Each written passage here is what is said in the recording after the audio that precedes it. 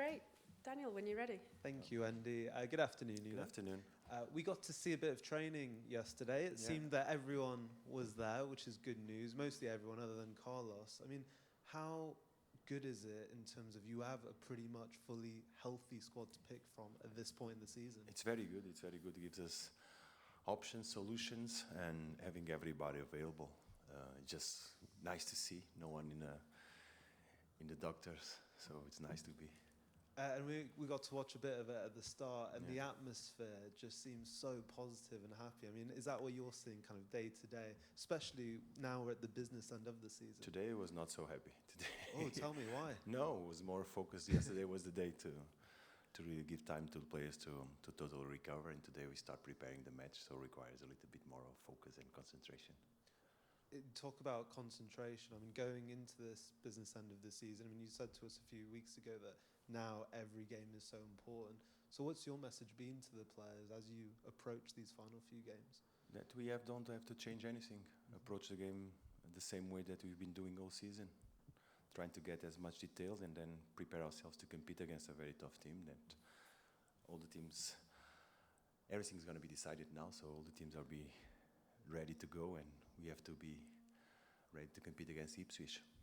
You kind of touched on it after the Manchester City game, but I just wonder, in the last two Premier League games, how pleased have you been with, especially the defensive side of the performances, 2 clean sheets against Arsenal and Manchester City, really setting the foundations again of how the team can go forward as well? I think we did really well against difficult opponents.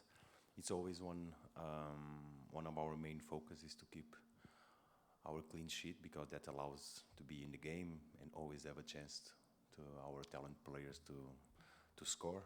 So that's our priority. Nothing changes. I did just want to ask you about the England squad, because Thomas Tuchel will announce his squad tomorrow for the first time. Of course, there's some English players here at Forest. I just wonder, first of all, Morgan Gibbs-White, since he's made his debut for England, have you seen his game elevate, even just off the pitch in terms of his personality, his leadership, since making that step up? Definitely, yes. He's one of the big things that Morgan has been giving us. Not only his incredible performance on the pitch, but always be ready to help the teammates. His leadership. He's one of the captains. So regarding the squad, let's wait and see what Thomas does. Hope everybody that he wants to takes. There's a lot of English players in our squad. Absolutely. I did just want to ask you about Callum Hudson-Odoi as well, though, after his goal against Manchester City. Maybe he could be included tomorrow. We'll wait and find out. But I just wonder, how have you seen his progress this season? Have you seen constant improvement? And where do you think he's improved the most this season? A lot of aspects in his game have been improving. I think he's versatile to do both sides of the wings. He's been adaptable and really performing well. His defensive tasks are always there. And I believe that there's still a lot of things that he can do better in terms of assists, in terms of goals. Always good numbers to have and improve. And just finally from me, I just wanted to ask you about Elliot Anderson. Yeah. I spoke to him yesterday and I was asking about the different positions he's played, and he said he really enjoys the deeper kind of 6 role in that too. Long term, is that where you perhaps see his best position, or do you think he still has a lot of growth to maybe be versatile and still play him in a few different positions? I still believe that he has the ability to be versatile and play in different positions. He's been proven, and with his age, it only can make him better for the future. Being able to do more than one position in the pitch is one thing that a squad needs in their players, and Elliot can do that. Thank you very much. Thank you. Thanks, Dan. Ivan. Thank you. Nuno, hi. Hello.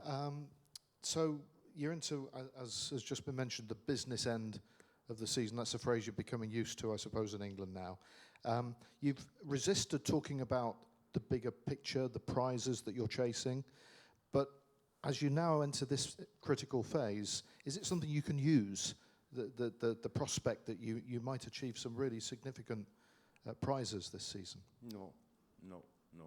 It doesn't make sense to change our approach. We've been game by game, day by day, training session by training session. This is what we believe that is the best way to approach every game until the end. So what are the biggest challenges you now face in getting over the line with which obviously would be huge targets for you to try and achieve this season? First, the big challenge is Ipswich. It's our main challenge that we have ahead of us. Tough team. We've been playing. We know how hard it was. The FA Cup, we only achieved it on the penalty. Good team, good coach, recovering players from that were away. So this is our major challenge. And you've found it tough playing them this season. Yeah. What are the specific things that you have found difficult to overcome? Because they have quality players. They have quality players and they play good. They are intense, and we expect a very tough match at their home. And how mindful are you personally of the prizes that could await this season? You're in the FA Cup, that's in sight, Champions League place. I mean, in terms of your career, how often have you been in this position? My career is tomorrow. My career is tomorrow and after tomorrow. This is my career. This is my life. It's tomorrow. I finish now, speaking with you with all my pleasure, and I go back to work and I prepare the training session of tomorrow. This is my career. There will be a point when we can actually ask you about the season and the achievements then. Yes, after the last game. And then that will make sense. We look forward to that. Thank you. Thank you, sir. Thank Thanks, you so much. Ivan. Charlie, please. Hello. Can I just go back to Elliot Anderson, if you don't mind? It's had a great season. Signed, he's still such a young man. How proud would you be if he were to get an England call? I think we have a lot of English players that are options for the English squad. Elliot is among those. And we as a club, every time our player goes to a national team, we are very proud, because that is one of their goals as individual players, and that makes them better, and that makes them perform better for us. So it is a cycle, and we are very proud that not only the English players, but we have a lot. It's going to be almost 14 players of our squad going to national teams. That's a reflection of their good work. There's a balance, isn't there? Some managers would rather that their players stayed at home and just rested rather than travelling all over the world and representing their country, but you would rather that they went and played their... Now, we are very proud that they go, because it's impossible. How can you not play for your country and not feel proud of yourself? What we want is them to return healthy. Is that what we are looking forward to?